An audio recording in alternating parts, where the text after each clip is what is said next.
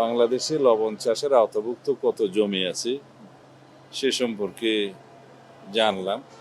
সংশ্লিষ্ট department বিসিকের chairman শিল্প মন্ত্রণালয়ের সেক্রেটারি, ফাইন্যান্স সেক্রেটারি, শিল্প এবং বাণিজ্য মন্ত্রী সহ সংশ্লিষ্ট সবাই মিলে আমরা আলাপ করেছি বাংলাদেশে কিভাবে লবণের স্বয়ংসম্পূর্ণতা অর্জন করা যায়, লবণ প্রোডাকশন উৎপাদন খরচের সাথে মিল রেখে। বসুন্ধরা টিস্যু, অশুদ্ধতার বিরুদ্ধে এক বিন্দুও ছাড় নয়। একটা ন্যায্য মূল্য নির্ধারণ করা যায় সে বিষয়ে আমরা আলোচনা করেছি। আর বিভিন্নভাবে ইন্ডাস্ট্রিয়াল লবণ এবং বাণিজ্যিক লবণ, বিভিন্ন লবণের যে চাহিদা সেই হিসাবে যে সরকার বিভিন্ন সময় আমদানি করে সেটার যৌক্তিকতা নির্ধারণের জন্য আমরা আলোচনা করেছি।